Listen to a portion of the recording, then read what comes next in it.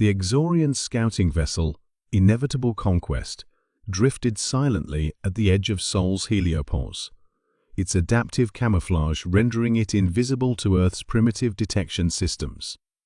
Commander Vexlar stood on the observation deck, 8 appendages folded in ceremonial anticipation as he studied the small blue planet on the main view screen. The intelligence reports were accurate. He chittered to his second-in-command. No planetary shield network. No orbital defense platforms. Not even rudimentary asteroid deflection capabilities. His mouthparts clicked in what passed for laughter among his species. The Galactic Council classified them as pre-spacefaring primitives for good reason. Sub-Commander Zillick bobbed her eye stalks in agreement. Our preliminary scans confirm they've barely managed to place a few hundred satellites in low orbit, most for communication or weather monitoring. Their most advanced military technology relies on chemical propellants and basic nuclear fission. Pitiful, Vexlar declared. The conquest will be swift. The Supreme Hive will be pleased. The Exorian Empire had been expanding for millennia, incorporating or eliminating hundreds of species. Earth represented little more than a strategic waypoint, a convenient refueling station near an underexplored arm of the galaxy. The fact that it hosted a sentient species was merely an inconvenience to be dealt with. Prepare the first wave, Vexlar ordered. Standard protocol, disable their communication networks, eliminate their military command structures, then demonstrate overwhelming force until they surrender. Commander, interrupted the sensor officer. We're detecting unusual energy fluctuations from the third planet. Vexlar dismissed this with a wave. Likely they're primitive nuclear reactors. Nothing concerning. Sir, with respect. The officer's voice wavered. These patterns don't match any known human technology in our database.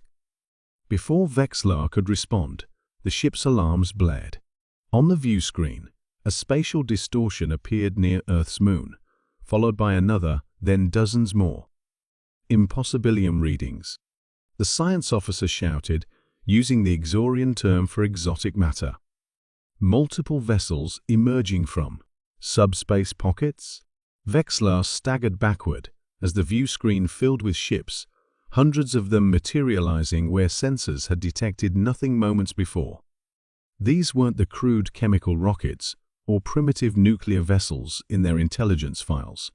These were warships, sleek, deadly, and unmistakably advanced. This cannot be, he stammered. Our intelligence was exactly what we wanted you to see, came a human voice over the ship's communication system, speaking perfect Exorian. The view screen changed to show a human female in a formal military uniform, her expression calm but resolute. This is Admiral Helena Reyes of the Earth Defense Fleet. Your vessel has violated sovereign Terran space. We've been tracking you since you entered the Ore Cloud. Vexlar's mandibles quivered in disbelief. How are you speaking our language? How did you detect us? Our camouflage technology has been obsolete by our standards for about 50 years. Admiral Reyes finished. As for your language, we've been monitoring your communications for decades. The science officer frantically input commands. Commander, I'm detecting energy signatures consistent with antimatter weaponry. Their armor appears to be composed of. I can't even identify the alloy. Impossible. Vexlar hissed. Humans are primitives. The Galactic Council's assessment was a deliberate deception, Reyes explained, her voice taking on a hint of pride. Humanity learned long ago that in a galaxy full of predators, sometimes appearing defenseless is the best defense. The truth dawned on Vexlar with crushing clarity. The humans had engineered an elaborate charade, maintaining a primitive facade while secretly developing technologies far beyond what they displayed publicly. The satellites, the chemical rockets, the nuclear fission plants, all carefully maintained theater.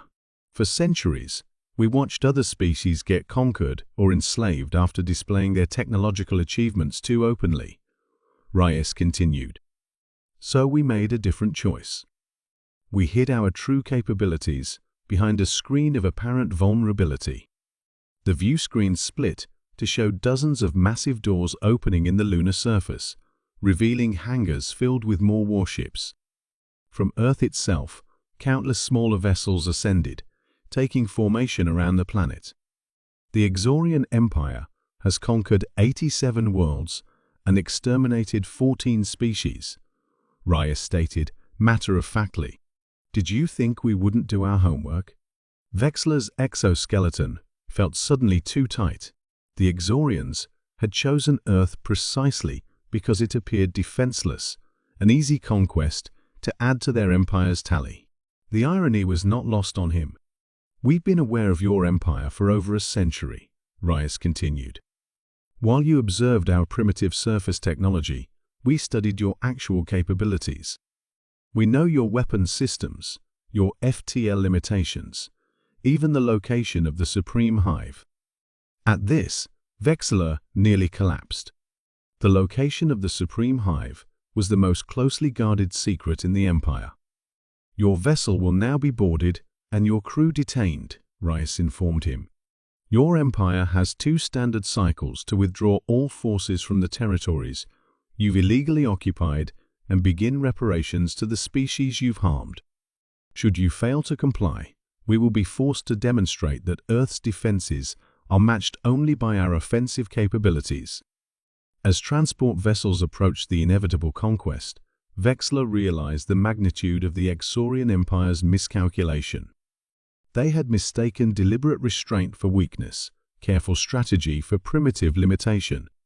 Humanity hadn't just developed advanced technology, they had mastered the art of strategic deception on a galactic scale. One last thing, Commander, Reyes added, as human troops in advanced combat exoskeletons materialized on the bridge through some unknown teleportation technology. There's an old human saying you might want to relate to your Supreme Hive. Don't judge a book by its cover. As Vexler was led away, in restraints made of materials his science officer couldn't identify, he reflected on the most humiliating aspect of this disaster. The Exorian Empire, conquerors of nearly 100 worlds, had fallen victim to the very same vulnerability they exploited in others there. Dangerous assumption that visible technology accurately reflected a species' true capabilities. Humanity had not just prepared for war, they had mastered the prerequisite art of peace patience. And in doing so, they had engineered perhaps the greatest strategic deception the galaxy had ever witnessed. The defenseless reputation of Earth, Vexler now understood, had been humanity's most sophisticated weapon of all.